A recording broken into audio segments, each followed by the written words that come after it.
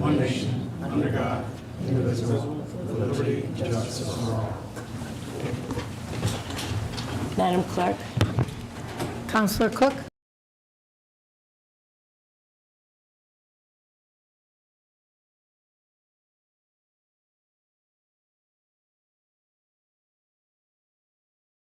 Yeah, Councilor Janik will be here as soon as she possibly can. She's on her way. She keeps texting me. She's not driving and texting? At this time, I'd like to bring up something that happened in Tiverton this morning at 4 o'clock. We lost a very true citizen of Tiverton, Rhode Island, Captain Joe Pasica. He served on the Tiverton Fire Department until 2019, which was his retirement. We tried to figure it out today. So he served for 25 years, but he was also a volunteer before that. So I think we all figured out he has served the town of Tiverton for 30 years. It was a sudden death. It was very devastating to those who love him and know him. Joe is a kind, true person. I was at the fire department this morning, and I heard some funny stories about Joe. Nothing bad at all. Joe is just loved by everyone, and we all will miss him. Joe is a true friend to me and to Captain, Captain Cometto right now, who is also our acting chief. Craig stayed at the hospital all night last night with his wife Gina, and notified me at 4 o'clock this morning that things went very badly. So on behalf of the Tiverton Town Council and me personally, I'd like to give condolences to his wife Gina, his 2 children, the Tiverton Fire Department. After Joe left us, he worked at St. Anne's Hospital as a paramedic for many years, but did it 2 to 3 times a week. After he left, I actually was one of his preceptors when I worked in the emergency room with Joe. He was one of the best paramedics I've ever trained. So at this point, I'd like a moment of silence, please.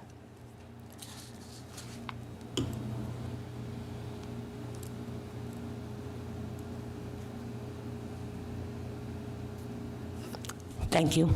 We'll continue. And I'll have to tell you that if Joe's watching right now, he's really mad at me for doing this, because he was that kind of a person that would be really mad at me right now. All right, consent agenda. Approval of Town Council minutes, May 23rd, 2022, regular meeting, May 23, 2022, executive session, Councilor Perry and Vieira absent for both. June 6, 2022, special meeting, Councilor Perry absent. June 6, special executive meeting, Councilor Perry absent. Acknowledge receipt of minutes from boards, commissions, and committees. Economic Development Commission 3, Historic Preservation Advisory Board 3, Dog Park Advisory Committee 1, Solar Advisory Committee 3, Board of Canvassers 1, Financial Town Hearing 1, FTR and Personnel Change Advisory Committees 5. Acknowledge receipts of reports, Town Administrator, Department's monthly report, May 2022, Town Administrator, Police and Fire Department overtime reports, May 2022. Acknowledge receipts of correspondence, Paul Rizzoli, Rhode Island Association of Conservation Commissions, letter encouraging Conservation Commission and/or tree warden to attend the Land and Water Conservation Summit. Receipt of Treasurer's warrant, Town Administrator response letter to Annette Farrell, questions related to Abigail Estates. Vicki Richmond, letter in opposition to proposed seasoned gas station, referred to Planning Board. Gail Lawrence, letter in opposition to proposed seasoned gas station, referral to Planning Board. Vicki Reaver, Little Committee, letter to recognize DPW efforts on behalf of the Little Committee. Would any of the councilors like to remove anything from the consent agenda? Madam President, Yes. item A1 and item B2, please. B7. Donna B7. Anyone else? I'd like to entertain a motion to approve the consent agenda with the exception of A1, B2, and B7. Second. Motion's been made in second. All those in favor? Unanimous. Councilor Burk. So A1 is actually minor, and Joan, I apologize, I meant to catch you earlier on this, earlier today. Page 6, under general business, the third bold set, you have, it says, it's a typo, it's Arbor Commission, should be Harbor Commission. Motion to have the town solicitor work with the, okay, that's all for that. So would you want that? No, Okay. let's do your next one. And then the other one, B2, so on their February 22nd minutes, item number 2, and I don't see Sue, I was hopefully she was going to be here, but it says, we voted to add the term Tiverton as a Preserve America community to all our official communications and have the webmaster added to the front page of the town's website. So I just asked the administrator to look at if they're talking about just the Historic Commission's Preservation Advisory Board's communications, and obviously anything on the town website would need to go through the normal approval process for the town website. If it's their page, that might be what she's talking about, but it's not clear there. And then also on there on number 4, it states the Brayton Homestead, so this is about demolition of historic structures. The Brayton Homestead will be demolished by another solar company. We will insist that an archaeological survey be done of the house, the surrounding location, and/or midden. The board is to be notified and members to be present when such work is done. I just want to understand, is that within their purview? I don't necessarily disagree with it, I just want to understand. So if it's within their purview, it'd be something the planning board had authorized as part of their licensing of permitting this project to be done. I don't know that, I'd have to go through all those minutes to find out whether or not this was subject to, Or just ask Sue if that's Or still where at it the came planning from. board, Yeah. whether or not. Yeah. okay. Okay.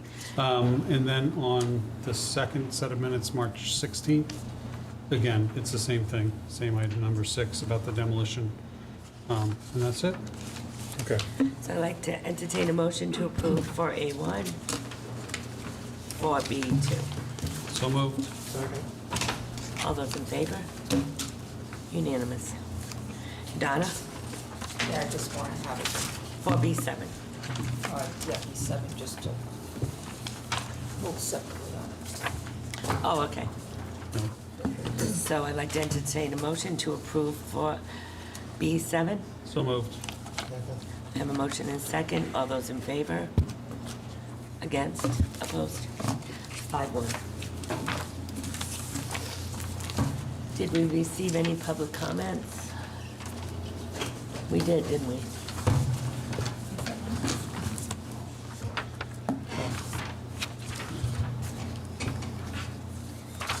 He's here for the parking. Mark Plimpton. Is this about the parking? Yes. You want to wait till we get to that agenda? Thank you, Mark. You're welcome, thank you. All right, public hearings.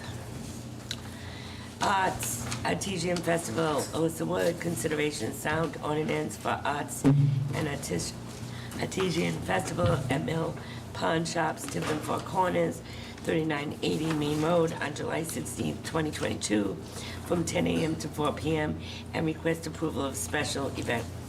This has been continued several times. We did receive a correspondence that I just read from Alyssa that said she's unable to make it again this evening and would like us to just forget this. I think she said she'd try again next Try year. again next year, yeah. Next Okay. year or next meeting? Next year. Oh, I'm sorry, because I Did didn't you know. get that? Here's, Oh, this has been send canceled. this to Chris, so he sees it. Yeah, I think you all, well, maybe I'm the only one that got that. Anna Duncan and Matthew Ferrara, consideration sound variance for a wedding at 86 Indian Point Road on September 24th, 2022, from 4:30 to 10 PM and request approval of a special event permit. Is Ann and Matthew here? Parents, sorry. Come on up. Yeah. They've been waiting patiently for hours. We did this really quick though, didn't we? If you were here last meeting, you would never have gotten heard. It was dark.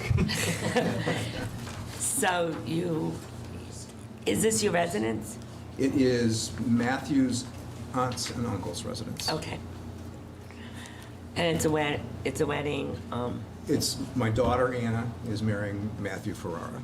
Okay. And Linda Hall and John Hall live at the Indian Point residence and have offered their backyard, basically, after we failed with the meeting house situation. so you were one of the people? Yes, yes, and. Well, it might be a beautiful wedding, a better wedding after all. We've been there a couple of times since then, and we think it will be better, actually. And It's next Matt's door to Don grandparents. Oh, it's right live in here, Jan's. Tiverton. So that's the reason they wanted to have it here in the first place. And the parking, I'm looking at, On Penny Pond Road. Yep. Yeah, we have to park on Penny Pond Road, we understand. And we estimate the number of cars that will actually travel to the wedding and back to wherever they're staying is probably maybe 10. And everybody else will be shuttled from either the hotel or from the Airbnbs. We've hired a van. perfect. Any questions from the council?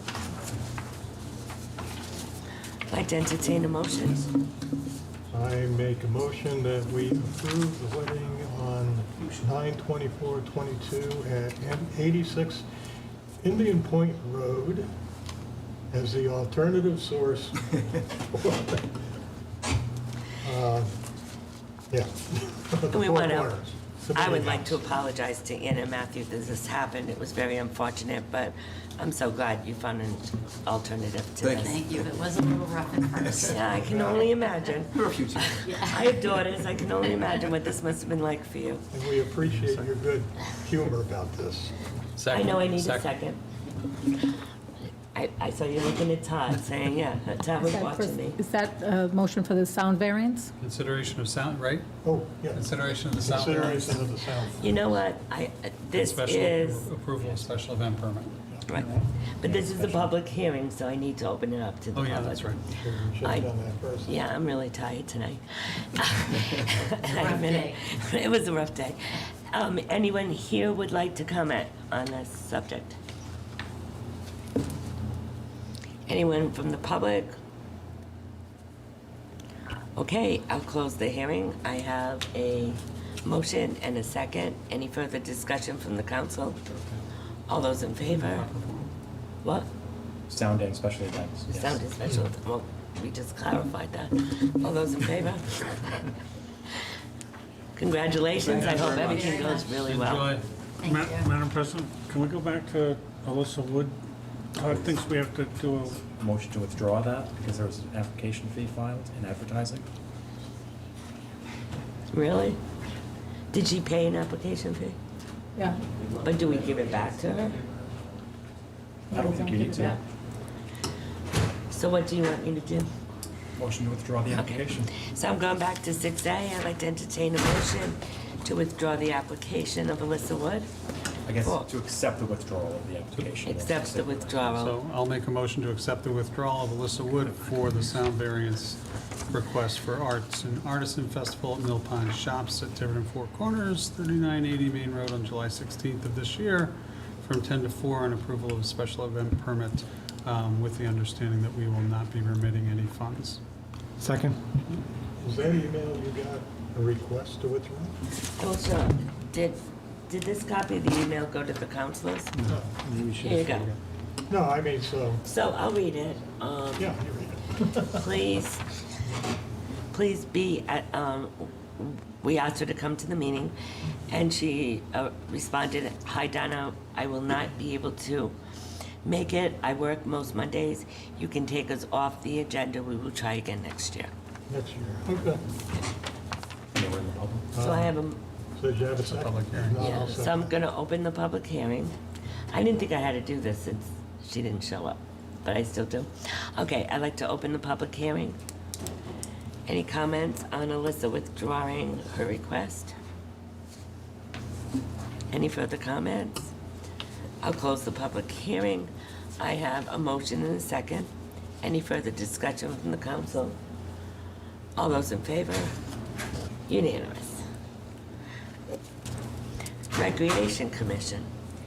Chair Stuart Gilfillen, consideration of sound variance for Tiverton Summer Concert Series at Marsh Park Pavilion on July 14th, the 21st, the 28th, August 5th, 12th, and 19th. Rain date, August 25th, from 5:30 to 9 o'clock p.m. and request approval of a special event permit. Now, Stu, you confused me when I first saw this because I thought we were doing this on Friday nights, but in July it's Thursday. In July, it's Thursday nights. Okay. Just want to make sure that we're clear on Yeah, that. we were originally looking at Thursday across the board, but it seemed like it made more sense this way. All right. Would you like to talk about this to us? Sure. Just really quickly, I think a lot of other communities have community concert and events that are family focused. I know for a long time, my family would go to one that was held at Sweetberry Farms. Bristol does a great job with it, Newport, so East Greenwich. I mean, you can go on and on. Figured it was a good opportunity to bring people together. Our intent would be to have about a 2 to 2.5 hour concert that would bring people together, completely free to the community. We would work with the already approved vendors for food trucks to be able to set up some shop and provide food. We do recognize that one of the things, because we haven't done this before, is that there may be a potential crunch for parking. We're aware of that. We're going to see what we can do with it and also potentially talk to the library about that We space. also have the library space. Yeah, so I think we'll be okay, and in speaking with Chief Jones initially, we would also plan to have an officer there for each of the concerts, but we wanted to take a shot at it and see what the interest would be. The intent of any of the acts is to have them really, again, be family friendly. We're looking to make this something that everybody can come together and do in an area of town that we want to be able to make probably more central than what a lot of recreation's been able to do lately. So. Well, it's probably a better choice than Grinnell's right now because of the parking. Well, and the sound will carry better Yeah. too. I mean, and I don't mean that in a way that's going to get overly loud. It's just with the wind, you never know what you're going to get at the beaches. Any questions from the council? Graham Nash is going to be in Lowell this year. Can you get him down here?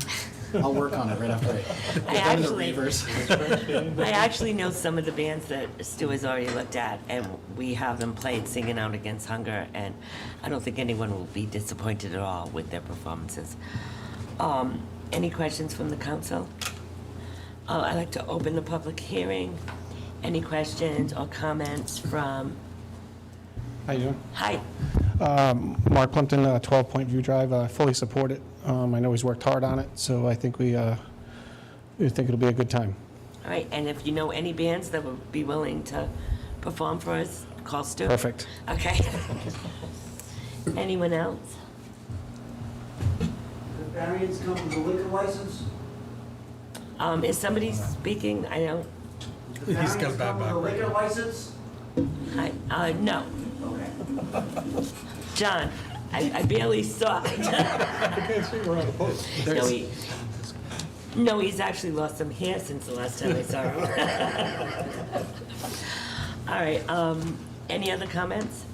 I'd like to close the public hearing. Any comments or questions from the councilor for Stu? I'd like to entertain a motion.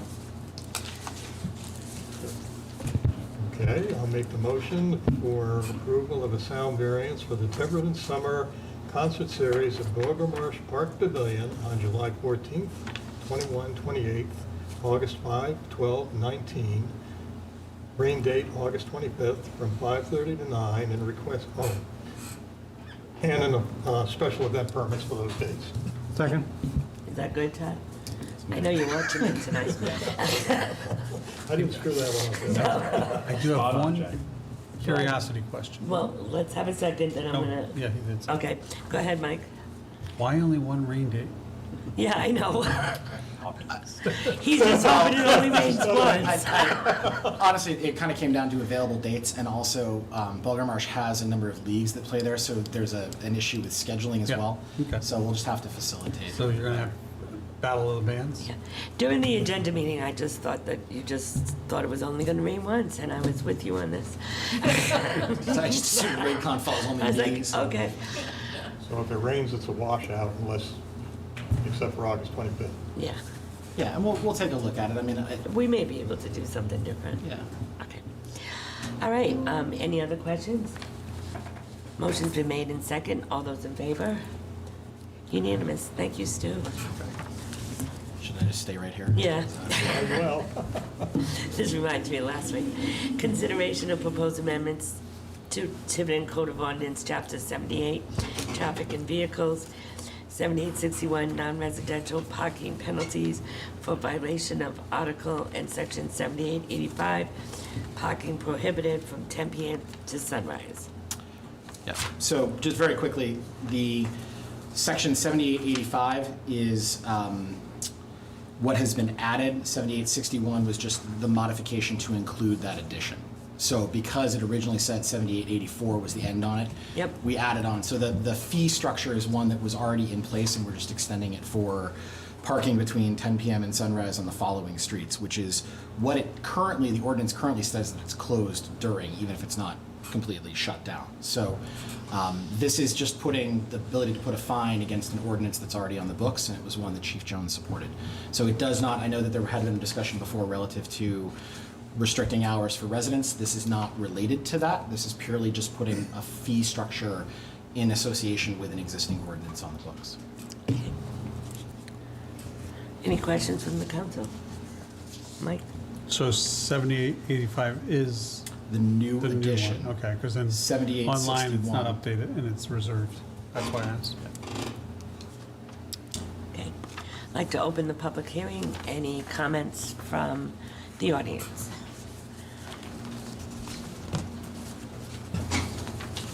Hi. Hi again. Sorry, Nick, I know you got a heavy agenda afterwards, okay, it's and not. Celtics games and many other things. So how does this affect Fogland Beach, this ordinance? It would just allow for people that are parked there during the time that the ordinance already says that they're not supposed to be parked there to be fined. To be fined. So there's no recourse at the current time. You're 2 for 2 tonight. It's perfect. Thank you. Well, I thought you'd be happy. That's why I was surprised you came out. But, yeah, so this does affect Fogland, as we have discussed at the last meeting. Anyone else from the audience? Come on, Tom. 17 Bowman Road. Over here, Tom, so I can see you. I know who you are and everything, but Yeah, I'd just like to make a comment that maybe it might be a little bit too strict. There could potentially be some things that perhaps a town group might want to sponsor, like an astronomical night or something like that down there. And I would just ask that maybe there be something to say that at the, somebody could override this if there's an actual desire for something that might benefit the town. Making it absolutely prohibited during that time would outlaw those areas. And some of them have very nice views to the horizon, which is good for that type of I activity. don't know if I'm wrong about this, but if there was a special event, we could approve that, correct? Could waive it. Yes. Could waive the restriction. Because to tell you the truth, the new idea is to have a volunteer night down at Fogland for the volunteers in Tiverton. And I don't disagree with it. I know there's a lot of trouble with things that happen at right. night there, But I and think that that's the the intent. neighbors, and I'm going to speak for the neighbors, they would have no problem with a controlled kind of event where people are there, there's a time limit, people leave. If you're coming to see the stars, or if you're coming for a volunteer night, Right. it's very much different than what goes on there. So Tom, let me ask you this. Something that you're describing, like we just approved the wedding, it's planned well in advance. Right. Something like you're describing, is that something that you're kind of hoping that the weather's going to be good and then you set it up? How much planning in advance would there be? Would there be enough time to come before us for a special event permit? I think it would be like we just heard, there'd be rain dates, Yeah. or bad weather dates, or cloudy Perfect. weather dates, or something like that. But I just think, when you see just prohibited, it just makes you a little bit nervous that there might not be a legal way to do something that might benefit residents in the town, No, down in I that think area. that would be Okay. something that we would permit. The problem is I don't know if you're aware, but there's people there. Oh, very late at absolutely. night, Absolutely. parking. So, No, I don't have any problem with that, just, Okay. we need a little bit of an out sometimes. yeah, to do it. and there would be Yeah. an out. Okay, thank There you. would be an out for any special event. It's already prohibited now. Well, No, parking's already prohibited. Yeah, just the parking, you can't park there anyway right now. Right, but they are besides the anyway, fine. but now there's a fine. I don't know if it's gonna stop people, but at least A mechanism to find. At least there's a mechanism now to find them, and maybe if we do, then there'd be less and less people doing it. Anyone else from the public? All right, I'd like to close the public hearing. Any further questions from the council? I'd like to entertain a motion, please. I'd like to make a motion to approve the amendment to the Tiverton Code of Ordinance, Chapter 78, Traffic and Vehicles, Section 7861, non-residential parking penalties for violation of article, and Section 7885, parking prohibited between 10 p.m. and sunrise. Second. I have a motion and a second. Any further discussion from the council? All those in favor? Thank you, Stu. Thank you. Consideration of proposed amendment to Tiverton Code of Ordinances, Chapter 78, Traffic and Vehicles, Section 7837, stop streets regarding Lynn Road, North Christopher Road, South Christopher Road, as recommended by the police department. Chris, are you going to take this one? I will. I do know that the police department did take a look at this. They weighed in on it, and they've made recommendations that would justify that the no parking be taking place on, there's a memo from John Ledoux to the chief outlining exactly where these stop signs should be. Not there.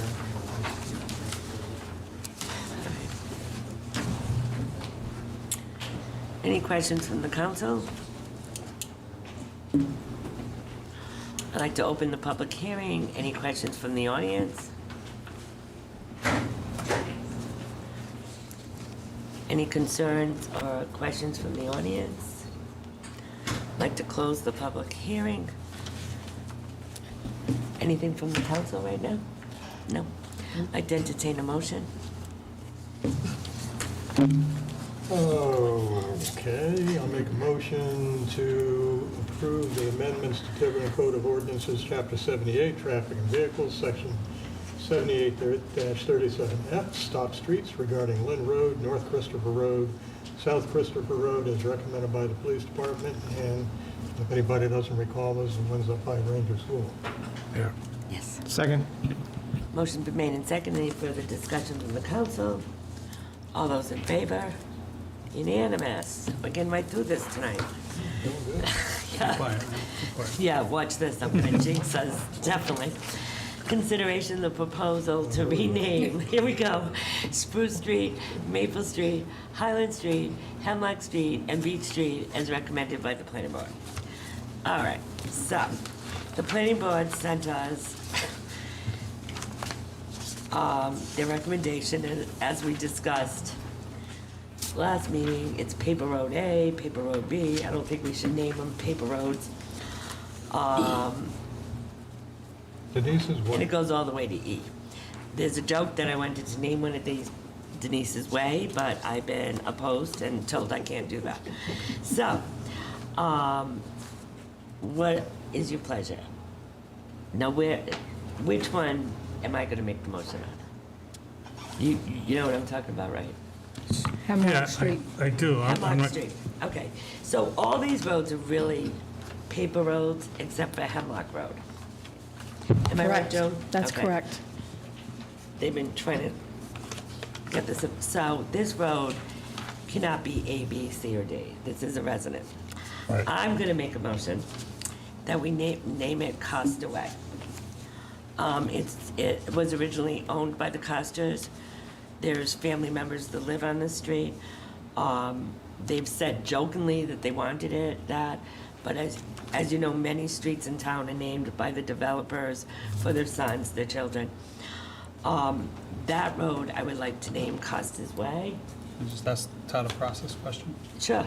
Because of the way this is advertised, should we have one motion for everything that be inclusive in it? That's what I Oh, think, okay. yeah. But I just wanted Yeah, to, okay. if anyone else would like to name these roads anything different, I do, the request of the town clerk was to take paper away from it, which I agree with, and just name them Road A, Road B, Road C, Costas Way and Road E.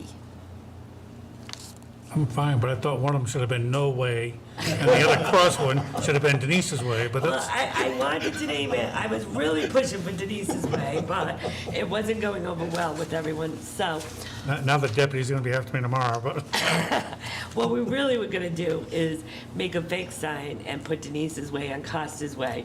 Don't tell Because we were anybody. joking to them that that's what I was gonna do.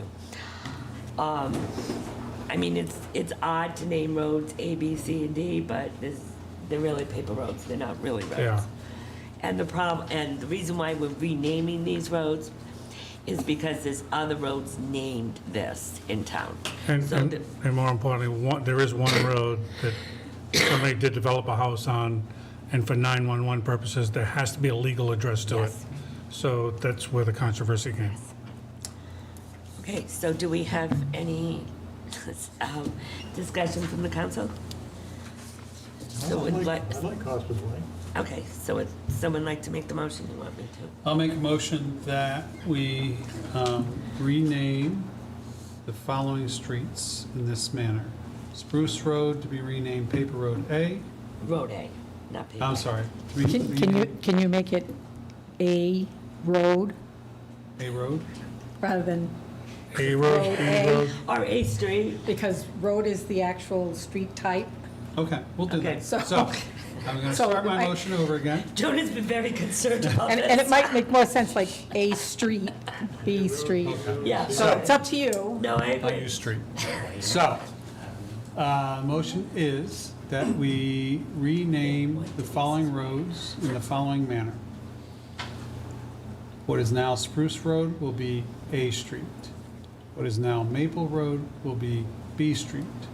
What is now Highland Road will be C Street. What is now Hemlock Road will be Costa's Way. And what is now Beach Road will be renamed E Street. And this is within the, which development? It Well, doesn't it's all matter. different development, Oh. yeah. No, it's within the Stafford Within the Stafford, Road. Well, yeah, It's on- it's it's on Stafford here. Heights. Stafford Heights, subdivision. Stafford Heights East. East, section subdivision. so is Bruce Springsteen coming to East Street? Yes. So if you Alright. follow that, somebody can second it. Somebody second this, please. I'll second it, but they weren't roads, they were called streets on here. Okay, Right. That's what he called them, A Street, B Street. And we just did Costa's Way, just, there's no way of doing that. right? All right, so I have a motion and a second, and any further discussion? All those in Oh, favor? no, public hearing. Oh, public hearing. There's too many of them. Yeah, there's too many of them lately. Anyone out there like to speak on naming the streets? Anyone in the audience like to comment? I'll close the public hearing. I have a motion and a second. All those in favor? Unanimous. Board of Licensing, John Cordeiro, Megan L. Cordeiro Memorial Foundation. If you don't want to, are you all right? Yeah, Okay. Request, herniated disc that's acting up. request special event approval for the fifth, stand it. 14th annual Miles for Megan Bike Ride Walk event on September 24th, 2022, from 7 to 3 o'clock, subject to all meeting requirements. For those who don't know it, this is Megan's dad, John Cordeiro, who comes to us every year. Hello, and thank you. And now he has a disc problem. Yes, I can't see, I can't walk, I can't hear. We used to be young, hanging around together. You know that, John, right? Sound like me? All Time goes by. right, would you like, All right, so this is our annual fundraiser for the Megan Cordeiro Memorial Foundation that we established after the death of our daughter from acute myelogenous leukemia 14 years ago. 14-year anniversary was the 5th of this month, last week. So we will have our annual bicycle ride, not motorcycle, bicycle ride throughout Tiverton and Little Compton. And we'll have walkers who utilize the track at Town Farm. and we have a cookout. So I'll have porta johns in the north parking lot of Town Farm. I'll have an event tent adjacent to the baseball field at that north end of Town Farm, as we usually do. So we'll have we usually average around 100 bike riders spread across 3 routes. And we usually have about 50, 75 walkers. And, 25 or 30 volunteers that are helping me out that day. Either out on the road, as a road crew, watching the riders, making sure they're safe and they don't need any assistance, or if they do need assistance, to assist them. And then just at the event, crew cooking.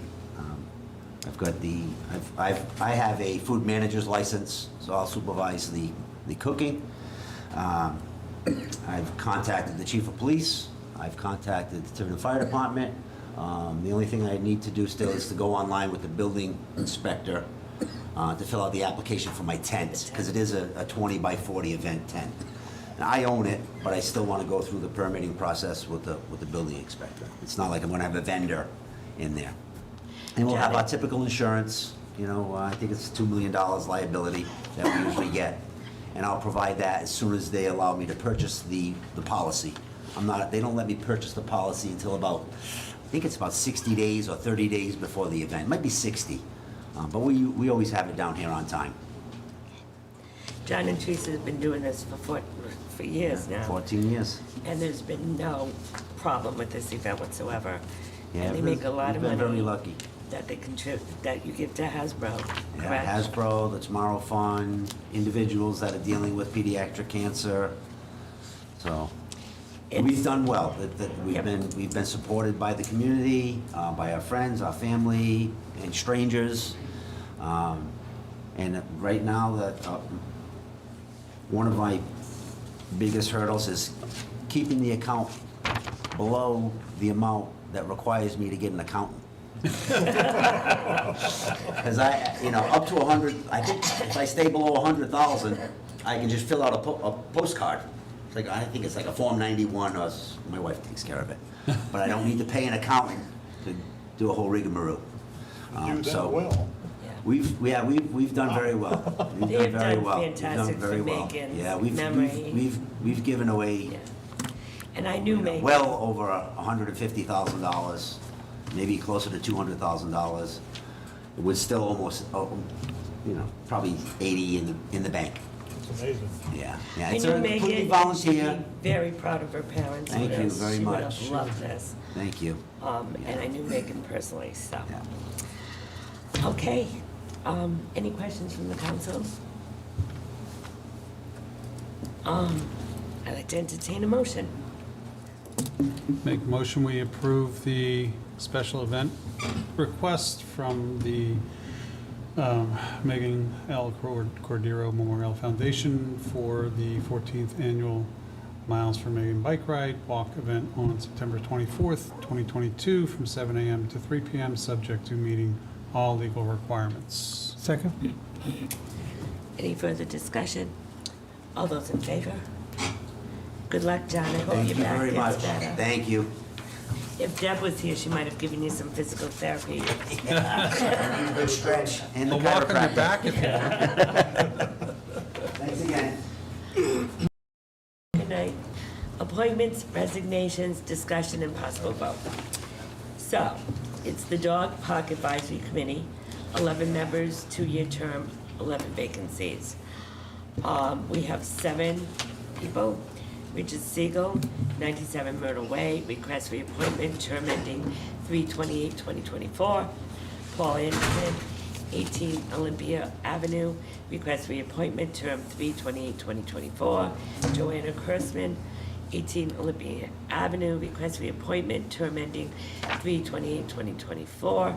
Melissa Quinlan, 25 Garden Avenue, request reappointment, term ending 3/28/2024.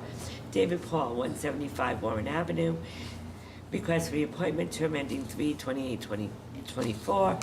Kim Sutherland, 199 Fury Avenue, request reappointment, term ending 3/28/2024.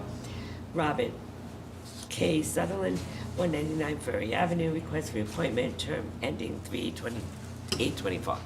I don't see anybody on, oh. I'm Richard. Yes, you are, okay. I knew you looked familiar, Richard. All right, so my only question, and Stu, could you come up here for a minute? So isn't And this, Richard, you can come up with Stu also. they're being reduced to 7 members, correct? Right. That was their request. So we're going down to 7 members. My I'm down concern- to 11, from 17 to Yeah. 11 Yeah, 11 members. 17. That's right, 11. But we only have 7 right now. so far. My question was, the Dog Park Advisory Committee developed the dog park. And they did a wonderful job. I cannot say enough about what they've done. And I went by there today again, and there was a lot of dogs having fun. My question at this point is, what are their duties?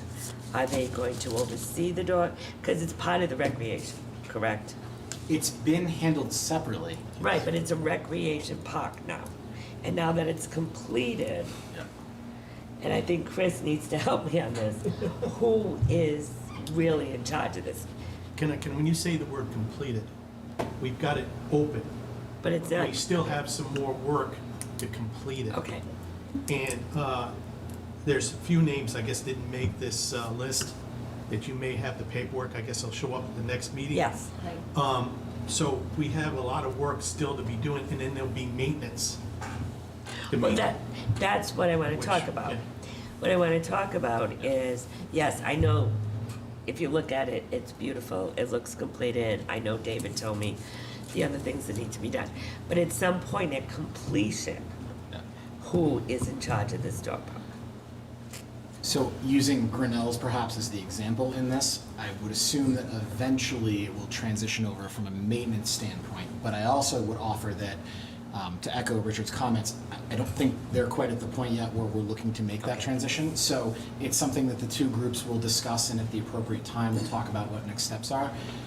Because recreation's not beating down the door to take over it. It's a Well, I'm sure phenomenal you're not. location. I'm No, sure and you're I do want to give them credit because they have done an amazing job with it. I mean, I've been there 3 times since it's opened. Right, but the purpose, and I looked up what the purpose of this committee was, and it's to develop the dog park and get it all set. And I know it's not done yet, but it will be done by this time these terms have ended. Oh, yeah. So what I'm really asking is who's gonna be in charge of the maintenance and what's going on there. Mike, I know you have. I actually think we probably have to modify the town ordinance for, if we wanted to have the Recreation Commission in charge, or some other group, because it's listed within the town ordinance, which areas fall under rec, which areas fall under open space. So what I'm thinking is maybe not make the terms to 2024 right now, and do maybe a year, and then at that point, reevaluate what the dog park needs at that point, who's gonna, because, Then we can start discussions, And then we whether, can because, I stop. mean, I don't want to throw on his plate more No. than he needs. No. Where maybe we could have, I don't know, And expand Stu- some of the people you have and merge us into him. right, Yeah, I mean, I think having involvement from those that help make this a reality is crucial to going forward, and just what that looks like, we can sit down and iron it right, out. because over at and this meeting, we can't change the ordinance or do Yeah. anything like that. But what I was thinking was maybe make the terms less, and reevaluate it a year from now, or maybe 6 months from now, once we look at the ordinance and maybe change it, and talk to Stu, have David involved, have everyone involved to Right. see where we're gonna go. But So- maybe change these dates. So there are a couple things that, and I know it's a little bit off topic of the appointments, but rules and regulations need to be formed. Insurance was an issue that came up. I've actually reached out to the trust today to ensure that they're gonna send a team down, they're gonna evaluate it, they're gonna look at it, they're gonna put it on our policy, because if somebody gets hurt there, it's a town function now. It's, you opened it, it's, Yeah. and believe it or not, I didn't think of it until the last minute either, and so, but there are those kind of things that as you develop policies and procedures, the council's gonna have to weigh in on them as to, is this what they really want as a council? So those kind of things that I think that to finish up where you're at. I know you still have benches and some other things that you're trying to, I saw the bridge today. It's really cute, the way the dogs are walking across the bridge. yeah, there's some permitting issues that we need to get resolved. Parking issues. Parking issues is the main thing right now. Crosswalk, I mean, there's a lot of things that need to be added.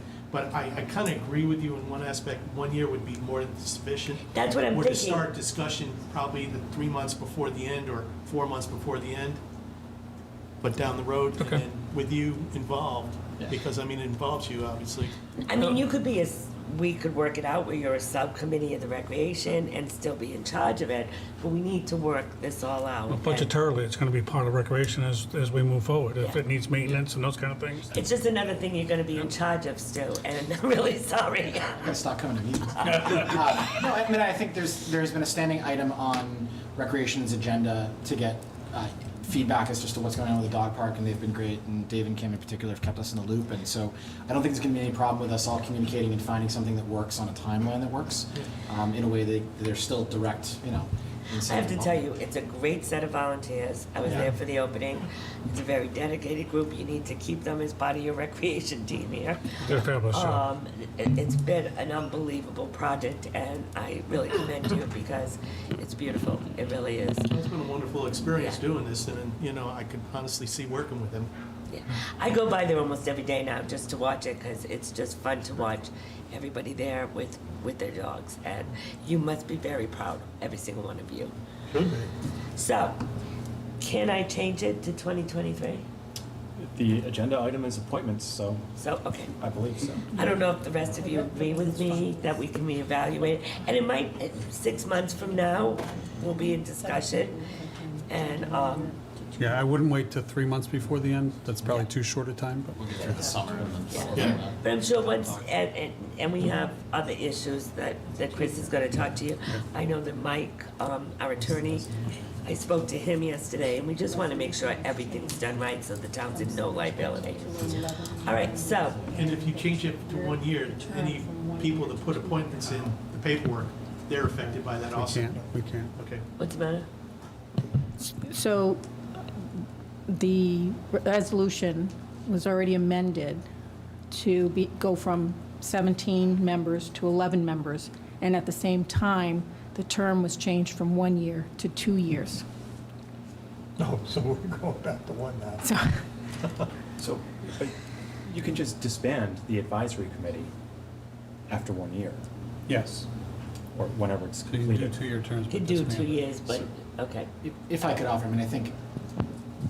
I just wanted Yeah. everyone to realize what I was getting Well, at. and we also, I think, between Recreation and the Dog Park, haven't sat down and talked about what are the next steps for collaboration, so it gives us an opportunity to sort that out and then come back to you.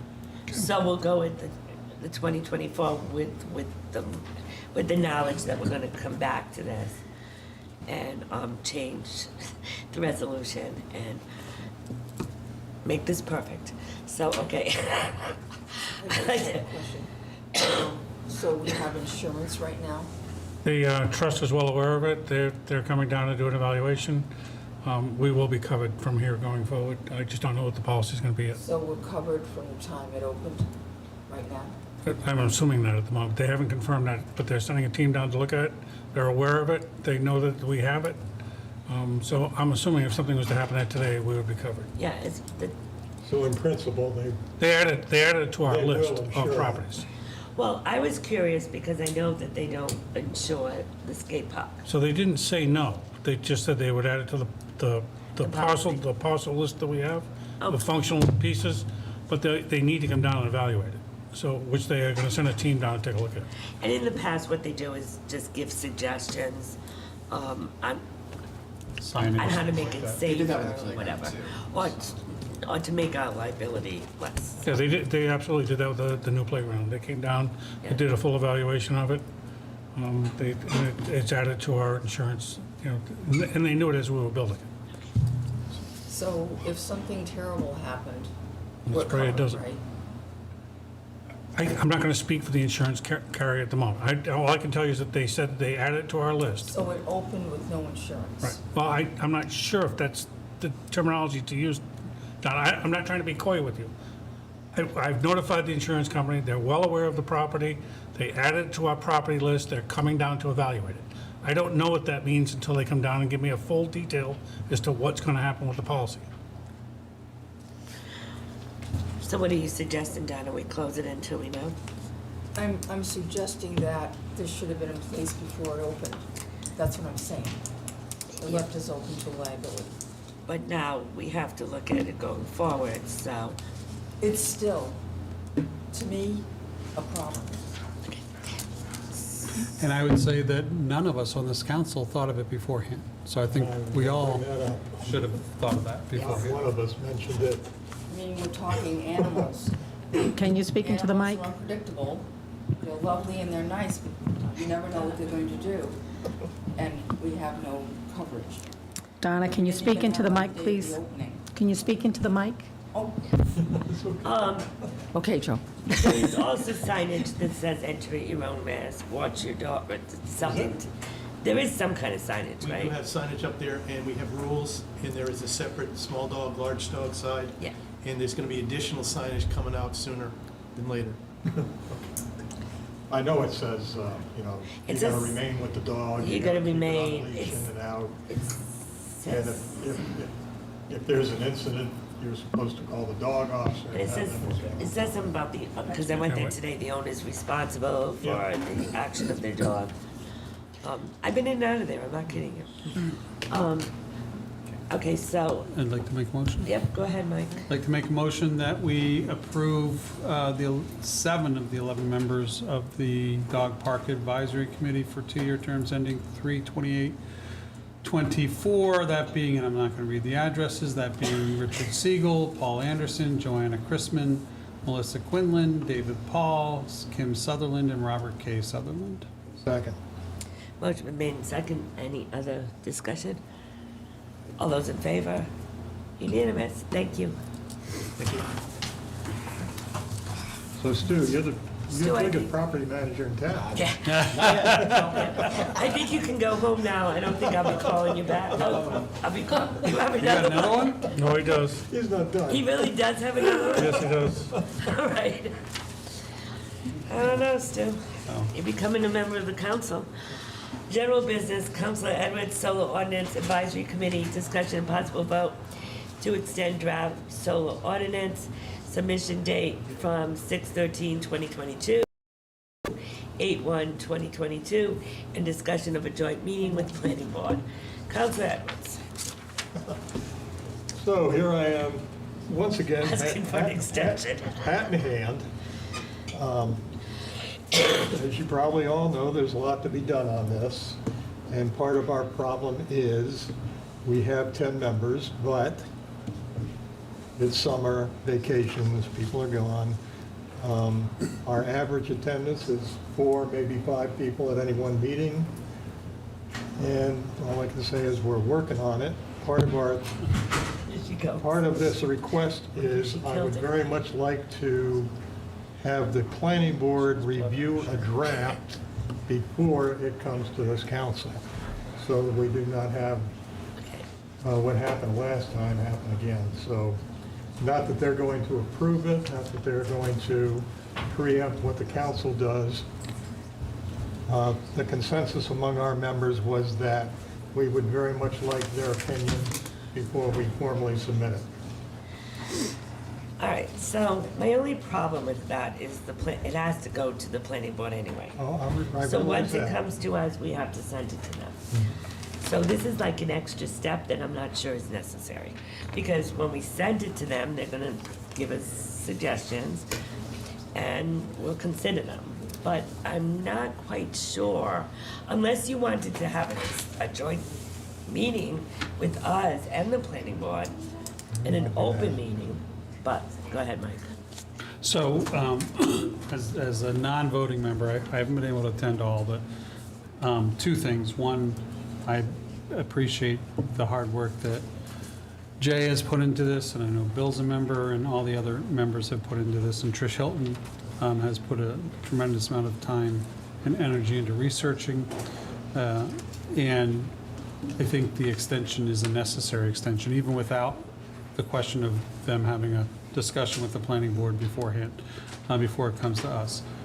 Because there's still some details that need to be worked out, and I think we agreed that one of the things when we devised this committee, we wanted to make sure of is that we got it as right as possible, knowing that no ordinance is going to be perfect. But, sorry, Jay, it won't be perfect. But we want to get it as right as It's like possible. the 18th try. And so. the part of the reason that the discussion with the planning board is here, because there was some very good discussion among the advisory board members about their desire to at least pose a draft to the planning board and know if there's any big items that they're gonna throw curveballs at the advisory committee to do. I think it's actually a good idea, but I did suggest that they at least inform us that that was their intent. I don't have a need to have a joint meeting myself with the three bodies. I think it's a proper discussion for them to have with the planning board separately, and then still, we would be still getting an ordinance, deciding whether or not we felt it was ready. We may send it back to the advisory board too, but at some point, having an ordinance that we feel is ready, that we will send to the planning board so that they can clearly articulate, and I'm saying this out loud while Todd's here, clearly articulate based on what is in based on what each item in the statute that they have to report back to us on, that they cover Right. in that report back to us, each item in that statute. Well, that's my concern, because last time it was very vague, and there was problems, so I don't, and of course, the planning board is part of this process, but I just want to make sure that it's productive for you, that happens. Yeah, Okay. well, so do I, but, All right. but if we start to where we want to have joint meetings and all that, it's going to take even longer. Because of the interference with meetings on meetings on meetings. So- Well, and here's my suggestion to that. You be in the driver's seat. So you plan when the meeting is and invite them to the meeting. You'll have to schedule it as a joint meeting if they're all gonna be there, right? They'd still have to have a joint meeting? Yes. But you're in the driver's seat because you're getting feedback from them. You're not giving them something that they're gonna act on at that point in time. Well, that was one of the things I would do. All right, any further discussion? Yes. Jay has to keep coming back to us, and there seems to be problems with people having time off from this committee. I just think why don't we just make it August 13th? Give plenty of breathing room for them to do Well, it. that's our meeting, the town council meeting, that it would be submitted. Yeah, that's why he picked August 1st. Well, how do we make it closer to Well, our the meeting is 13th? August 13th. I mean, if he wants I don't to have a make it- calendar in front of Yeah, if he me. wants to make it August 8th, I mean, he has to keep coming back and August coming 8th will back. be August 9th will be our first meeting. all right, so, Is August 9th? Is yeah, it- so it's a week later. Is that okay? Yeah, sure. Okay. So August 1st you think is okay right now? August 9th is obvious. Well, keep in mind that, we want to be done, but this council is not going to receive the finished draft until the meeting, which is August 9th. Right. So I'm not going to carry it into, No, of course not. on the first and say. Well, you better get it on the agenda, though. Yeah, I have to get it on the With agenda, backup. which would be the 6th. Second, August 2nd. Okay, there you go, August 1st, so. Yeah. I think that's actually why we looked at that I date. think so. Yeah. Must have the backup by the 4th. Yeah. Yeah. I don't We're wanna being be in very violation. strict about I that, don't Tim. wanna violate that. It's working out, so. All Denise, right. can I say something? Of course you can. So I am on the solar ordinance, and I think it was the intent of the people to get it right the first time, back in December when we all met in that town hall meeting. This draft is very comprehensive, what we have so far. I've learned a lot, and I think we bounced a lot of topics back and forth, and we played devil's advocate and the rights of everybody that are concerned in the town. So I think that we have probably about 4 or 5 major topics left to discuss. And unfortunately, these topics take, maybe 2 hours. There's an educational process they have to do with me, and then and then there's putting it in writing. So I think we're getting there. I think it's much different than what was proposed prior, but I think we're getting there, and I think it's optimistic, and I think it's something that the whole town will be proud of. Thank you. Okay, I'd like to entertain a motion to extend the draft solar ordinance submission date from 6/13 to 8/1. So moved. Second. I can second it. Motion been made in second. Any further discussion? Welcome back, Deb. All those in favor? Okay, thank you. Thank you, guys. All right, so, town administrator, discussion and possible vote to approve budget transfers. So the fire department has a number of transfers. Want me to read these? Sure, you don't have to. I'll go through them if you want. Okay, go ahead. Thank you. So, on the first page, there are, Craig, there are 4 guys that we're hiring between now and July 1st to be prepared to take over the debit days. We need to outfit them with protective gear. So there is some transfers from base salary, from education allowance and fire training to cover that protective gear, to cover those 4 men. That's what, I think I met them today, right? No? yes, you did. Yes, I did, yeah. We have some overtime that we're covering from the number of staff that we have not been able to fill. Those salary accounts are sitting there as salary. We've been backfilling them with overtime. We need to transfer those salary amounts in to cover that overtime. And then on the third page, we did the ladder training, and we didn't account originally when the first transfer was through for all the men that got trained. So this 6,000 covers the balance of the men who did get trained. So that's the rationale for the, and that comes out of the monies that you already appropriated for the ladder training. Any questions for Craig?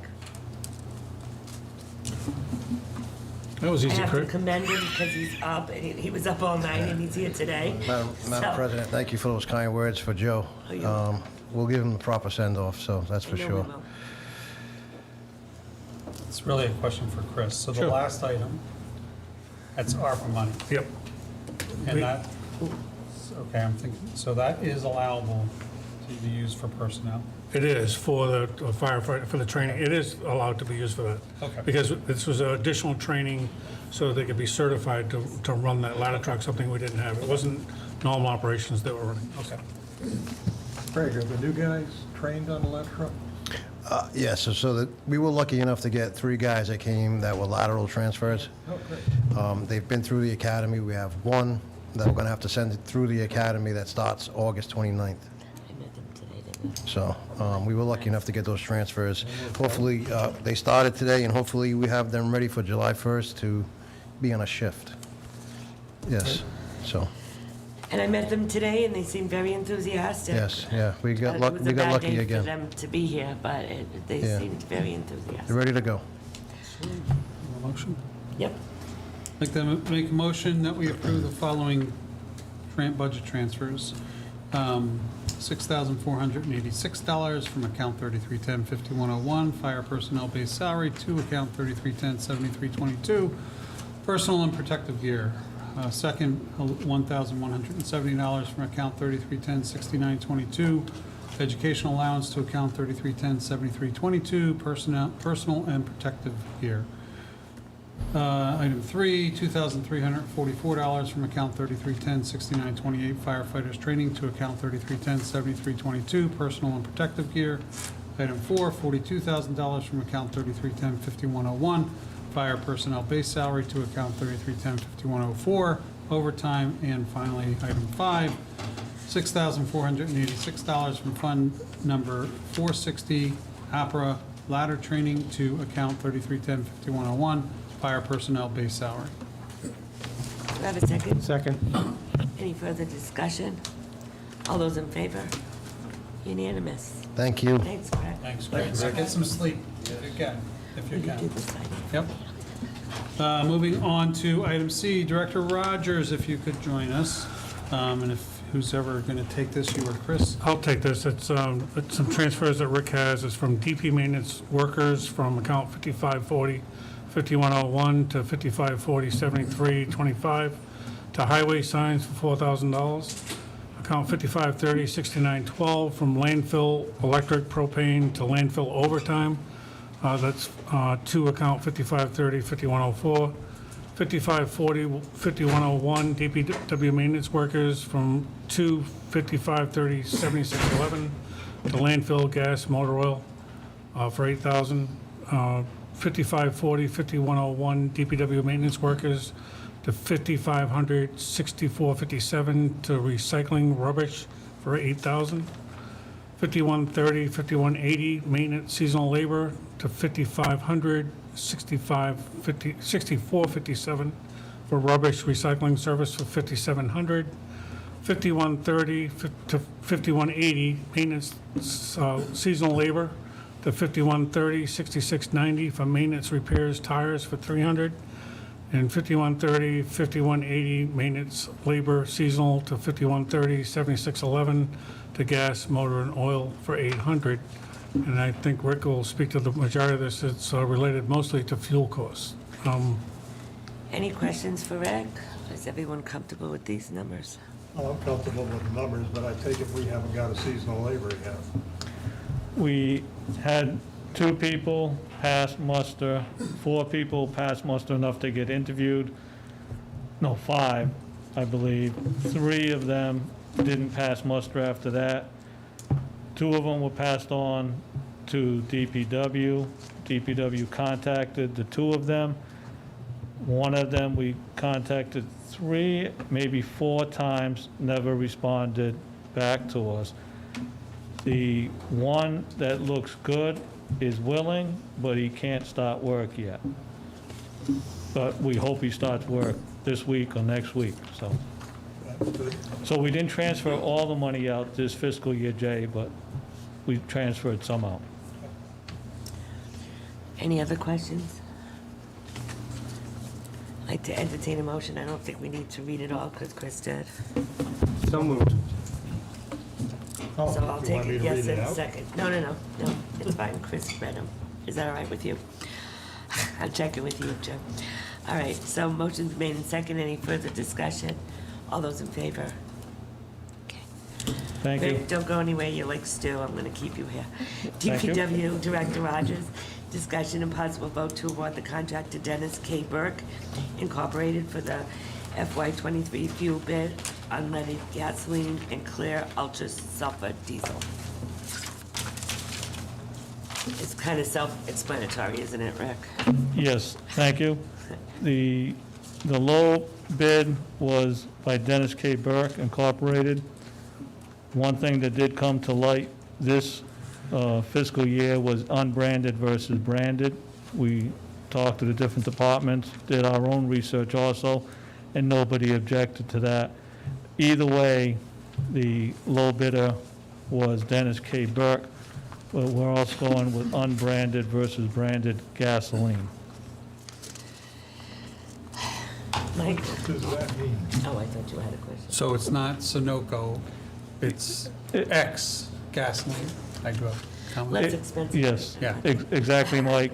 And if you read some of the literature, some of them add additives that they feel improve it, but we haven't found anything that substantiates that it's worth it. So I just want to make a note, 2 things. One, Mr. Burke is no relation to me, as far as I know anyway. And besides, he spells his name wrong. He did say that at the agenda meeting. All right, any other questions for Rick? I'd entertain a motion. Motion to award the contract to Dennis K. Burke Incorporated for fiscal year '23 fuel bid, unleaded gasoline and clear ultra sulfur diesel. Do I have a second? Motion been made in second. Any further discussion? All those in favor? Okay. Rick, you're up again. DPW Director, I feel like I could talk about this concrete crusher every 2 months. Discussion and possible vote to advertise for the concrete crusher rental for FY23. We do talk about this a lot, right? Yes. So, I have to tell you. and thank you for the last award, number 2 of 3. On this one here, we could not come to an agreement with the current Bituminous Concrete Crusher. We're very happy with all the services. He is happy to do the work for us, but the diesel price was way too much of a long shot. And in fact, what we did based upon some research is we implemented in the new bid document specifications a fuel adjustment factor such as we have, I mean, not exact, but such as we have for the trash hauling. So we did do that, and we expect to get what we usually get, which is one bid returned year after year. He's the only one who bids it, but it's competitive. It's an open advertised bid. But it's very specialized equipment. Not a lot of people have this. Any questions for Rick? Like to entertain a motion? Motion to advertise bituminous concrete. You can never say that word, that's why I didn't say it. Bituminous, what he said. Concrete crusher rental for fiscal year 2023. Do I have a second? Second. Motion been, What? Soft coal. Soft coal? That's what it is, soft coal. motion's been, Said the well, I other wish they Burke. would put it there. Said the other Burke. Motion's been made in second. Any further discussion? All those in favor? Unanimous. Thank you all. I think we're done with you. Thank you. Town Administrator, discussion and possible vote to approve delayed other post-employment benefits, OPEB, contributions from FY 2021, $100,000, and FY 2022, $100,000, for a total of $200,000 from the American Recovery Fund. So we had spoken about this back in February and March, and I mistakenly thought that we approved those 2 years, and we had talked about it probably twice, We and then never made we a motion. ultimately delayed the whole thing. But when I was talking to Denise Surratt, she asked if there was a way that we could get this on the agenda so she could clean up fiscal years 21 and 22, so that when the auditors come in, we can demonstrate that we've made the appropriate contributions. So, and I didn't think that this would be an issue with the council, because we had talked about it ad nauseum even before the money I came in. really thought we did make the motion. at some point. I did too, and I actually watched the whole meeting over again, and We did it. I could have sworn we voted here, but we didn't, so. All right, so I'd like to entertain a motion. Make a motion that we approve contributions to OPEB for fiscal year 21 in the amount of $100,000, fiscal year 2022 for in the amount of $100,000, for a total of $200,000 from the American Recovery Funds. Second? I have a motion and second. Any further discussion? All those in favor? Well, There was further discussion, I'm sorry. Sorry, Donna, I didn't hear you. watch it. I'll watch it, yeah. I'll be good. I agree with the $100,000 for 2021, but I made it very clear that I did not agree with the $100,000 for this budget, because it is part of operations. Decided to make it look lower for the levy, and I disagreed with that. So I will be voting no for this whole thing, because I don't agree with what we did with the budget. Can I just make a point of clarification, Donna? And I'm not saying that you didn't do this, because I do remember it, but it was for FY '23. The budget that just passed was FY '23's budget. It matters to me because Okay. it looked lower than it should have. It should have been part of the budget, and that's what I said at the time, But and that I doesn't- voted no. Okay, but that doesn't have anything to do with FY '22's number. Well, it'll be no. Okay, that's fine. All right. Anything else, Donna? No. All right, so I have a motion and a second. Any further discussion? So just one comment, just so that Joel, because I know that you're concerned about this American Recovery monies. The treasurer does keep a full spreadsheet on this for every item, and it's fully accounted for separately than everything else that we do. So if there's ever a question, we can go always back to the treasurer. I just want you to be aware that there is a full accounting of all of it, so. All right, so motion been made in second. All those in favor? Opposed? 5-1. Recreation Commission, Stu. Discussion and possible vote to approve funding for the purchase of a gatehouse for Fogland Beach using grant and American Recovery funds. So I'm looking at this, and you want $6,000 from the Open Space Commission and $66.85 from ARPA.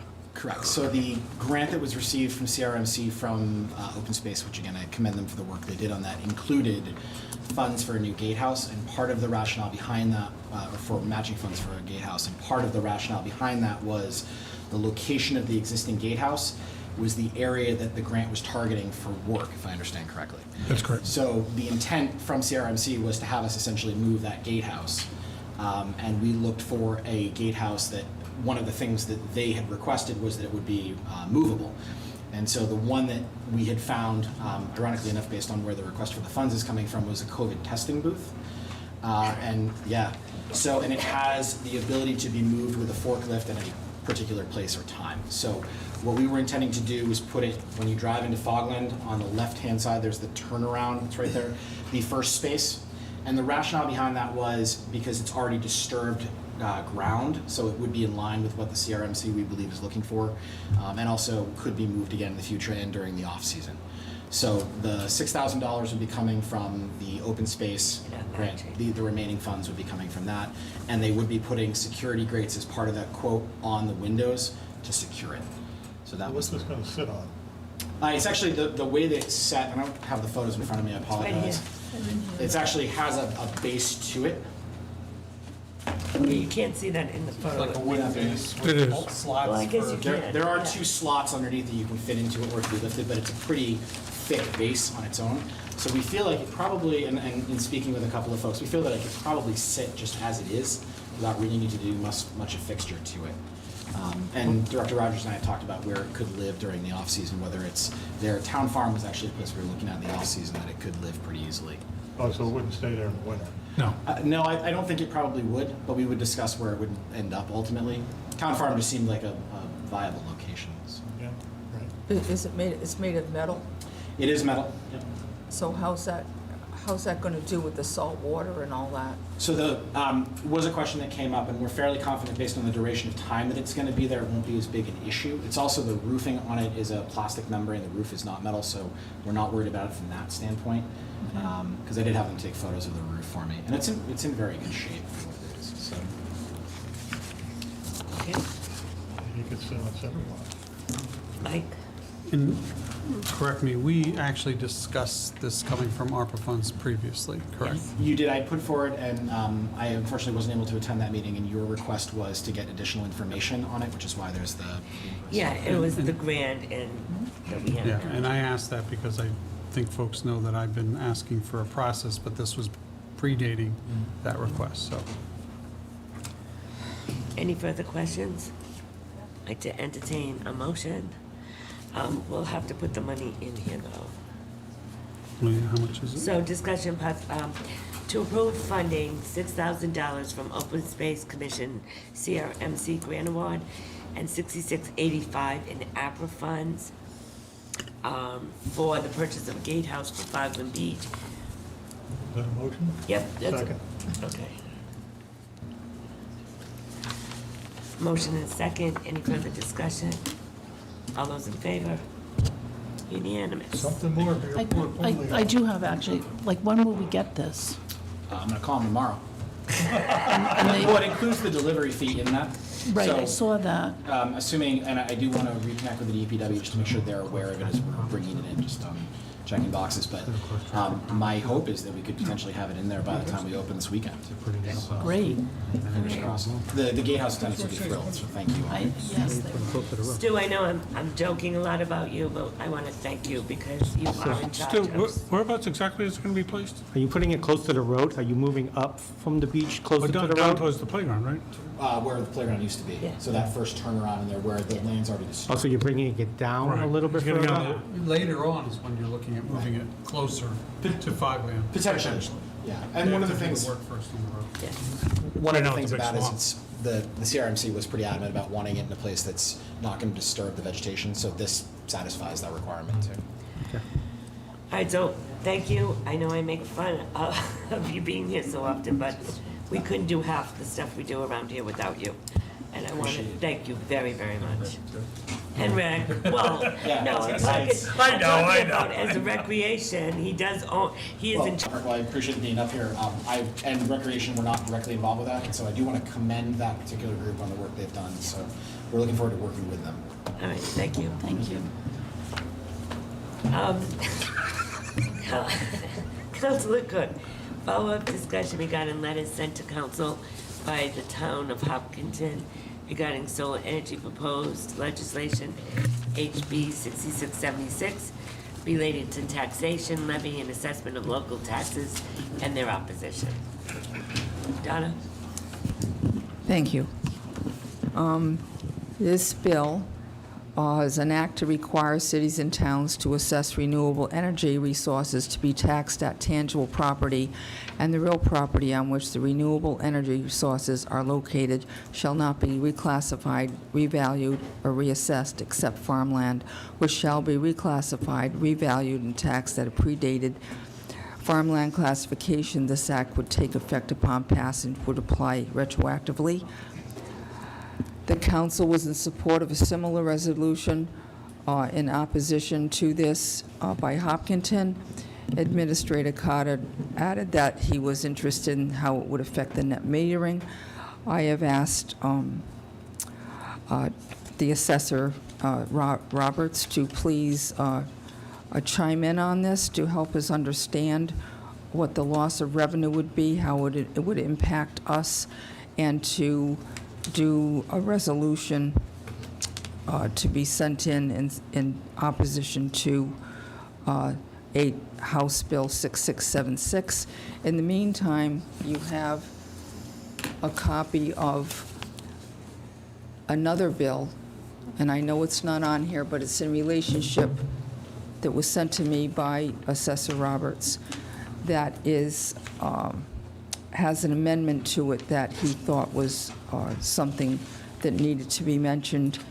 So I don't know if that's allowed, but he was going to explain what the difference was, and it's just like a sentence as far as the difference is.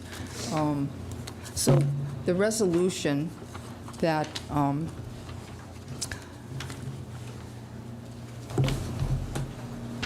that was put together by the solicitor is here for us to sign on to. But I would like to hear from Assessor Roberts on this whole thing. We can allow that, correct? Is that? Or no? Talking about the solar Yes. ordinance? Yes.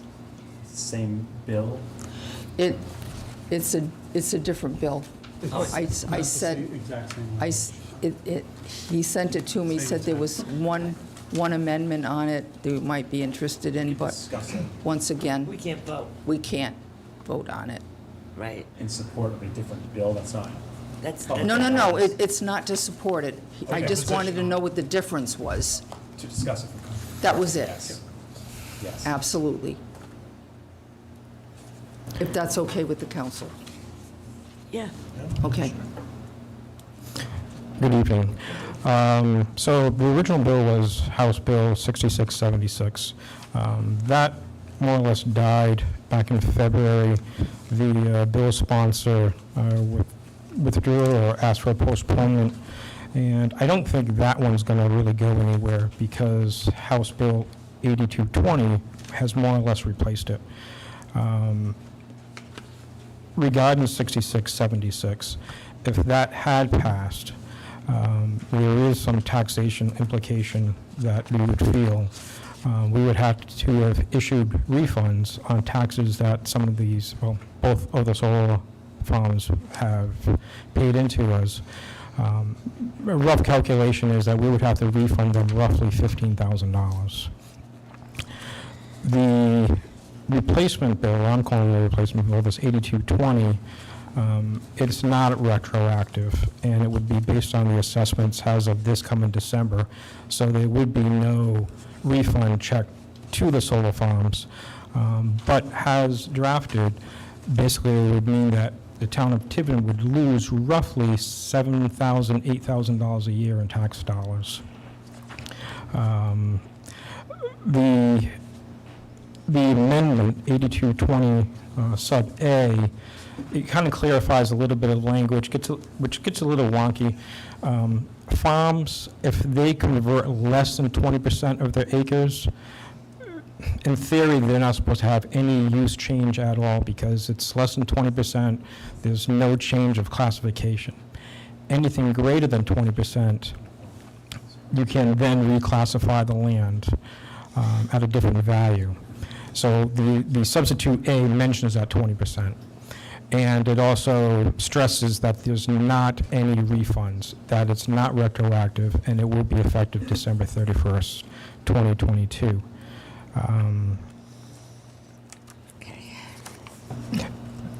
The solar farms, the two that we have right now, they have converted more than 20%.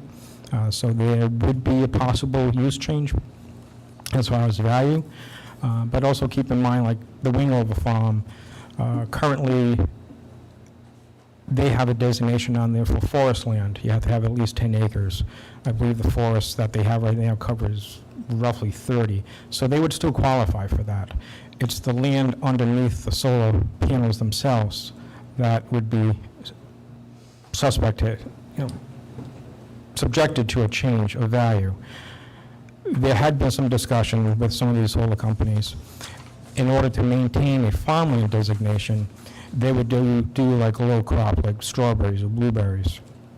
So they would still qualify for a farm designation, although they have a solar farm field. I'm not aware of anyone in the state right now doing this, but there had been discussion about that. But they would still be required then, if they chose that option, to conform with the Right to Farm Act and all the definitions that go with what is a farm. They would still have to meet the qualifications that DEM has set in their rules and regulations, which is an annual affirmation that they are farming that property. They would have to have a conservation plan, and they would also have to generate a certain amount of income on a yearly basis. Which you, as a tax assessor, have to be able to verify. Based on my documentation, yes. And will the state cooperate with that? Because they haven't in the past. Yeah, they have not really enforced some of the conservation plans and such. Several years ago, when I knew that there was an issue with some farms, in my yearly annual affirmation, I do require submission of the conservation plan. So people have been compliant. People who have not been compliant, they have been withdrawn from the program.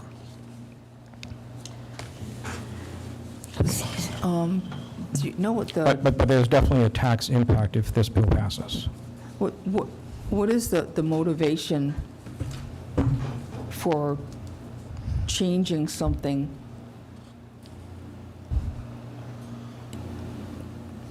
for what motivation would there be except to cause the cities or the towns that have thought one way that it was a commercial change from agriculture to a commercial change to now having an assessed value lower? I don't understand the motivation except to cause the people to put this in to save money, and the taxpayers then have to reach into their pockets. I can't address the motivation behind it. I haven't talked to the bill sponsor. No, I just, it's very questionable to me that once again, the taxpayer is told one thing, and then it changes in mid-game to all of a sudden you're not going to be making the money you thought you were going to make on the acreage as a commercial area. So I don't know what the council wants to do. I did want, what do you want to do? What do you think? Well, I'm going to have, Mike has his hand up. Maybe he has a suggestion. Not necessarily have questions for Dave, and a response somewhat. Donna, Art Handy, who's the sponsor on the House Bill 8220 that's before us, is a longtime environmental activist and longtime supporter of solar. So I do not think, and I can't speak for him, that his motivation was at all to take taxes away from cities and towns. Certainly that's an unintended consequence. He's a big supporter of the legislation and the efforts to reduce climate change to the best that we can. So I would imagine that's the big part of his motivation for this. My question is, and I couldn't find it while I'm looking here, are there Senate counterparts, do you know, Dave? Good question. There's not. Okay, so pretty much unless something happens at the very last minute, not saying we shouldn't do anything, but at the very last minute, it's likely that even if Rep. Handy's bill, which is, where did I put it? Was posted, is now posted again for 6/15 for consideration, this sub-A. Even if this goes forward, unless it's really a priority for the Speaker and the President of the Senate, it's probably not going to happen this year. But I'm not saying that should tell us not to do something. I'm just pointing that out. So what do you want to do, Donna? I think we should be on the record as being opposed to this type of bill, whether it's, and make sure it says House bill and Senate, if there's a Senate, so that we're on the record. Because things are put off, and then all of a sudden, 12 o'clock midnight, you're finding that someone's getting passed that you didn't even know was on the, and that happens frequently. I do have one other question. One other question, Dave. So the language that says it can only be reclassified to whatever predated the farmland classification, most of these farms have been farms for generations, haven't they? So Right. how would we determine that? Yeah, and that's a little concerning, actually, because some of that language, I'm not sure exactly what the intent would be, but if they're saying prior to the solar farm entering into a lease agreement and such, they want to go back to that prior value. We're fortunate only for the fact that these are fairly new. So yeah, you would have to go back to that farm value, or whatever it was. And in a lot of these cases, right now, in general, farms are being assessed at $300 in value per acre. Some of these properties, excess land could be $10,000 an acre, $15,000, depends on the location. So yeah, they're basically saying you have to go back to that farm value. And you're right, most of these farms have been in the program for many years. So we would have to go back to that 300. But once we do that, then they would still have to qualify. So, let's say that we do go back to that $300 per acre, based on that farmland designation, annually, they're still going to have to comply. And some of these, I'm not sure they would anymore. Thanks. So Donna, was that a motion to oppose this? Yeah, I would make a motion that we follow through with the opposition to HB 6676, and if there's a Senate bill that comes up, we would be opposed to that also. Could I suggest, Donna, that it be HB 6676 or any comparable legislation before the House this year Yeah, that's good. and Senate? Is this okay for a vote? Okay. I'm okay with comparable or similar. Because this isn't down for a vote. This is just down for discussion. No. Oh, See, Mike Marcello would have picked that up. I'm just pointing out. It's a vote to have a resolution prepared. follow-up discussion regarding letter Then you center. still have to vote on the resolution. Okay. Next meeting. So directing the solicitor to create a resolution to that effect. Right. Yes, oh, okay. Okay. That's how I interpret it, Mr. Villar. Okay, good job. Yeah, because he isn't. Yeah, okay. All right, so motion's been made. Marcelo team. Has You anyone started it. seconded this? This is for the resolution? Yeah. Yeah. Has anyone? I'll second. Okay. No, you made it. Okay, I made the motion. Okay, so- And I'll second it. You can't make a motion and second it. prepare a resolution in opposition to House Bill 6676 and all similar Senate bills and others similarly or comparably proposed. Good? House and Senate. House and Senate. Okay. House and Senate. House and Senate. All right, so motion's been made and seconded, and we screwed around with Donna's motion a little bit, but I think she's in agreement, correct? Okay, so motion made and seconded. All those in favor? Okay, thank you. Thank you, Council. Councilor Cook, updating results of the adoption of the resolution for coastal buffer zone to allow for agriculture and minimize conflicting uses. Discussion possible vote on resolution to support Bill 8244, continued from 5/23/22, and discussion possible vote regarding Rep. Edwards' suggestion and action for the council to pursue in letter. Donna? Thank you. Attached is Representative Edwards' letter to us. Donna, can you speak into the mic, please? Yep. The reporter's trying to listen. All right, go ahead. Letter to us that's giving us suggestions of doing 1, 2, and 3. So, Honorable Council, we are in receipt of the proposed legislation concerning changing the distance from shore for the location of shellfish leases, and Representative McGaw and I have had the legislation drafted and submitted to the House Corporations for a hearing. I am not sure if there is a Senate companion. If one has not been drafted yet, I would suggest that the Council request either Senator DePalma, first choice as this directly affects his district, or Senator Felag, as both are retaining Tiverton and the redistricting takes effect on 1/1/23, to submit legislation on behalf of the town. They can use H 8244 as a model. Number 1, please note that the bill should be heard soon as the legislative term is coming to a close shortly. Representative McGaw and I will need a resolution in support of this particular bill from the council. In the interim, I will use the resolution requesting the legislation as proof that the town is requesting it. Will the town be sending anyone to testify? I can't answer that, but they are asking. If the town is serious in this request, we would suggest that the town request letters of support from the towns of Portsmouth, Little Compton, Middletown, and Newport. If you need either of us to assist with these requests, please let us know. Finally, we will be amending the legislation in the committee as follows. Number 1, this change will only occur in the Secundit River 2. This change will only affect licenses that are not already physically in place before the law takes effect.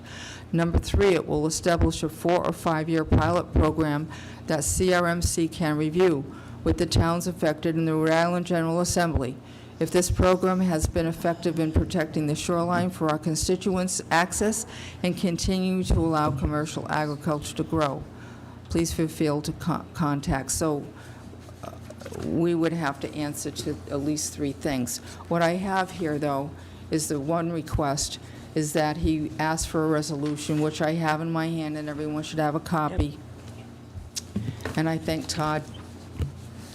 I do want to say, Mike and I have talked to Louis DePalma, and he is going to go forward with this. Senator Felag is out of the country for a little bit, so he's aware of it. He knows what's going on, and he is more than willing to bring this forward. Thank you. Okay. Thank you. And Mike also spoke to him. And Todd, thank you for your help. Of course, as well as I give him assignments. as well as Clerk Shannon. Wonderful edits. Thank you. This is a resolution of the Town of Tiverton in support of the House Bill 2022, House Bill 8244, relating to citing aquaculture leases. Whereas the Town of Tiverton supports House Bill 2022 H 8244, the bill, and any corresponding Senate bill which would require citing of aquaculture leases no less than 1,000 feet from the median high tide line. And whereas the purpose of the bill is to protect access and use of coastal waters as guaranteed by the public trust doctrine, which is codified in Article 1, Section 17 of the Rhode Island Constitution. And whereas the town has a vested interest in protecting public access and use of coastal waters and to protect the rights of riparian landowners, and whereas the town of Tiverton recognized the growing and inevitable conflict between the rights of access guaranteed by the public trust doctrine and the riparian rights of landowners on the one hand, and the need to accommodate aquaculture and other uses of coastal waters in Tiverton and throughout the Narragansett Bay. And whereas the town of Tiverton believes a 1,000-foot buffer zone from the mean high tide line extending into the coastal waters in which no future aquaculture leases can be cited will minimize conflicting uses while concurrently maximizing all uses. And whereas the town of Tiverton recognizes that the Rhode Island General Assembly and Coastal Resources Management Council have jurisdiction over the coastal waters of the state of Rhode Island and are entrusted with protecting the rights guaranteed by the public trust doctrine, and therefore have the authority to create the proposed protections through legislation or administrative rulemaking, and now, therefore, be it resolved that the Town Council of the Town of Tiverton supports House Bill 2022, House Bill 8244, and any corresponding Senate bill. Be it further resolved that the Tiverton Town Council respectfully requests the Rhode Island General Assembly to pass House Bill 2022 H 8244 and corresponding Senate bill into law, and that a copy of this resolution be forwarded to every Rhode Island municipality and Tiverton's legislators and governor requesting their support for this legislation as written. And it's signed Dennis D. Medeiros. So we are going to correct that, right? Mike just pointed that out to me. Dennis D. Medeiros. Okay, Todd, I'm becoming a Mike Marcello fan too. He's coming. I'm kidding. But Mike just pointed it out to me. You're Dennis. I caught that the last time. I didn't catch it this time. I apologize. All right, so we'll fix it to Denise. And any questions, Mike? Just a suggestion that we add in that a copy be sent to the respective chairs of the House and Senate committees of jurisdiction. So in the House it would be corporations, and the Senate, I believe this would fall under environment and agriculture. We don't have a motion yet. Okay. We can do comments. Well, because Mike just corrected, so yeah, go ahead. Do you have a comment? Well, the only comment I have, and I want to thank Representative Edwards for coming forward with this legislation. However, they had a hearing, and I watched it, and this bill that was presented came with some caveats, and they're part of the letter that's attached to this. And one of the caveats was that it would only apply to the Secana River watershed. There was something else too, though. Yeah, I wrote it down. Yeah, Let me get my ducks in a row here.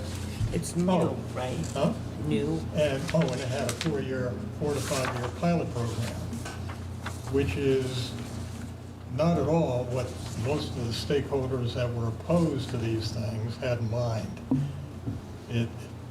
It makes it seem like this bill is a not my backyard bill. It's excluding just a small area and doing a pilot program there with a wait-and-see attitude. That's what I don't like about it. The rest of it I like, but I have a problem with that portion of it. And when this was presented at the hearing, and Representative Edwards said, oh, but there were going to be amendments, he was asked to provide those amendments at the earliest opportunity, but they weren't presented at that time. But he did present amendments since then, no? Not that I've seen on tape. That's what he, that's what he. This was a meeting like 3 days ago. Oh, okay, sorry then. So the hearing, last hearing was held on June 7th. Yeah. So if amendments were requested, The 90. they have to draft those amendments. Legislative Council has to draft those amendments, and Well, and he told them what they were going to be. Right. But they have to see the actual language. Yeah. And then it comes back before the committee for discussion. My guess is, without watching it, is he knew nothing would pass without those compromises. Could be. It might be politically motivated, I don't know. So it was June 7th? June 7th was the Yeah, last I think he hearing. called me that night and told me that there was amendments that he was writing. Yeah, it was June 7th. All right, so do I have a motion? Well, what do? We don't have the amendments. Well, the motion would be to send this resolution, unless you wanted to wait to see the amendments, but this would move it forward. Yeah, I guess we Right. need to go forward. Yeah. Okay. So that's what the motion would be. Okay. And then would add Mike's comment to it. Yeah, which was that we also send it to the chairs of the respective committees of jurisdiction, being the House Corporations and I believe Senate Environment and Agriculture. And how about Sam? Ooh. Who? Sam? Sam? Oh, that's fine. Yeah. You might want to send it to CRMC. I mean, it doesn't limit who we send it to, it just directs who we send it to. Okay, so the motion, do I have a second? Second. Okay. Right. Motion's been made in second. All those in favor? Unanimous. Is that it, Donna? Yes, right? Thank you, Council. All right. Councilor Burk, you wanted to table this, no? So, thank you, Madam Chair. I do want to give an overview, but I do want to ask that we continue this until our next meeting. The FDR Personnel Charter Changes Subcommittee met today and reviewed the document that you have in your packet and found some inconsistencies in relation to, here we go, some of the citations. Perfect timing. Yeah. Todd's gonna get mad at us. As he slithers in the door. We've been really abusing Todd for the last about half hour now. Go ahead, sorry. That's okay. So in looking at the documents that were prepared, first off, the changes that you see, and you can tell by what you look at, affected several different sections of the charter. So it was a Yo person's challenge of making sure that we cross the i's and dotted the t's, and Mike and his staff did a good job at that. At the same time, as with anything like this, we found some inconsistencies that I've not had a chance, at least what looked like inconsistencies to us. Mike wasn't able to make today's meeting, so I want to have a chance to discuss those with him and one other possible change. But if I may, I just want to talk about what the major changes are. So this suggests two questions. And one question relates to changes to the FTR process and the budgeting process for the town. The major components of which are, one, it shifts the budget approval process from a financial town referendum to the town council, while still providing that voters have an opportunity to override the council's decision through a financial town referendum process. So it modifies what that process is. It requires that, again, these are all proposals, that the school committee clerk and treasurer submit their budget proposals to the administrator. The administrator then takes that and develops and submits a proposed unified budget to the budget committee.